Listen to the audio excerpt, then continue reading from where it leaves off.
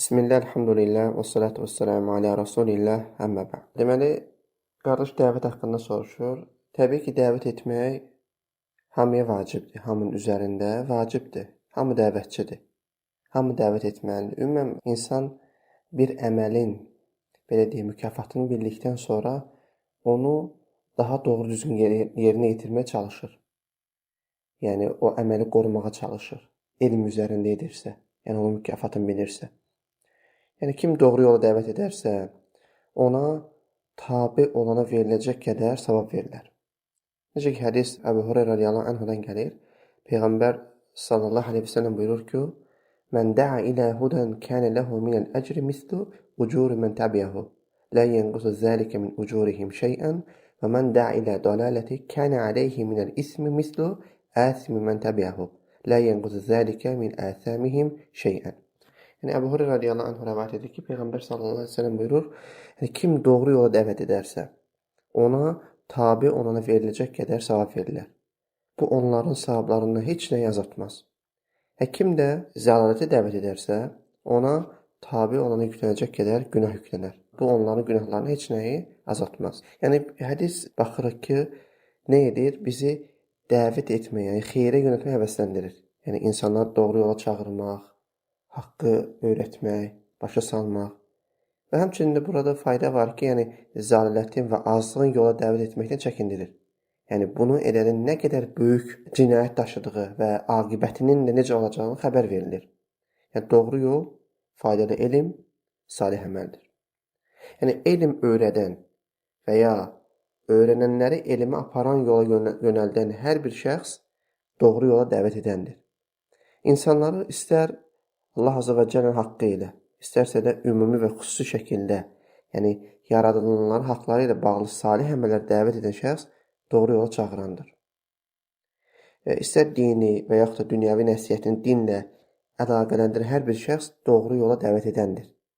Kim elmində və ya əməlində doğru yolda olarsa və digəri də onu nümunə götürərsə özünə, o doğru yola dəvət edəndir. Yəni, xeyir işdə və ya ümumi faydası olan əməllə başqasından irəliyə keçən, yəni bu hədisə daxil olur. Və digər məsələdə, yəni zəlalət yola dəvət edən isə bütün bunların nədir? Əksidir. Yəni, doğru yola dəvət edənlər müttəqilərin başçıları və möminlərin seçilmişləridir. Yəni, zəlalətə dəvət edənlər isə cəhənnəm oduna çağıranların başçılarıdır.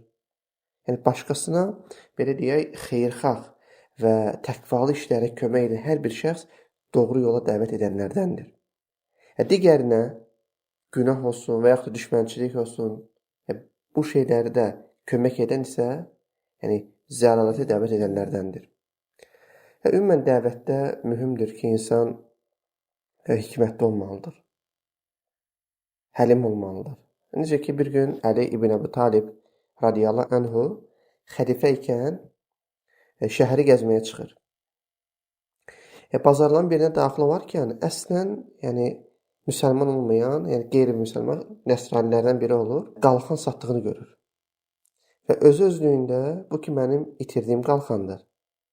Və satçıya yaxınlaşır, bu qalxanı haradan tapmısan deyir. Bu mənim itirdiyim qalxandır. Həmin bu xristiyan satçı isə, yəni qarşısındakının möminlərin əmri Əli ibn Əbu Talib radiyallahu anh olduğunu bilmir. Və hirsli və acı kəlmələrlə onu qovmağa çalışır. Və Əli radiyallahu anh yenə təmkinlə satçıdan öz qalxanını istəyir, lakin bu dəfə satçı səsini daha da yüksəldir. Qalxanının özünün olduğunu iddia edir. Yəni, məsələn, bu həddə çatdığını görən xəlifə Əli radiyallahu anhu satçıdan şəhər qazisinin yanına getməsini və məsələni araşdırıb hökm verməsini təklif edir. Və satçı razılaşır. Və Əli radiyallahu anhu gəlir və xristiyan satçı ilə qazinin yanına gedirlər. İçəri daxil olarkən qazi Əli radiyallahu anhunu tanıyır və tez ayağa qalxır. Və deyir ki, ey möminlərin əmri, siz xeyr ola. Bu sözləri eşidən satçının canına vəlvələ düşür. Mübahisə etdiyini xəlifə Əli radiyallahu anh olduğunu anlayır. Öz-özündə deyir ki, təbii ki, bu qazi bu vəzifəni ona verən Əli radiyallahu anhudur. Ona qarşı hökm çıxarmaz deyə düşünür. Dərhal ayaq saxlayaraq üzrxahlıq edir və qalxanı Əli radiyallahu anhuya uzadır. Lakin Əli radiyallahu anhu hökmü qazı özü verəcək deyir və əyləşir. Qazi mömin və ədalətli bir insandır. Hökm vermədən öncə buyurur ki, ey möminlərin əmri, icazə versən hər ikinizə bir neçə sual verim. Yəni cavablarınıza əsasən hökm verəcəm və sual verir hər ikisinə. Hər ikisi buna razılaşır təbii ki və qazi soruşur, başlı sual verir. Deyir ki, ey möminlərin əmri, qalxanı itirərkən ətrafınızda şahidiniz vardımı? Əli radiyallahu anhu deyir, xeyr, heç kəs yoxdur. Qazi bu dəfə satçıdan soruşur və siz qalxanı taparkən, yəni şahidiniz vardımı? Satçı deyir, bəli, mənimlə bərabər bir neçə dostum da oradaydı deyə cavab verir. Satçının dostlarını çağırırlar və onlar da qalxanı tapanda biz də oradayıq deyirlər. Bu vaxt qazi buyurur, ey möminlərin əmri bağışla, amma qalxan satçıya çatacaq. Çünki onu taparkən yanında şahidləri olub.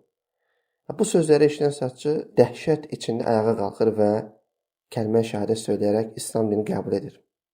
Subhanallah, baxırsan nə gözəl əhvalatdır.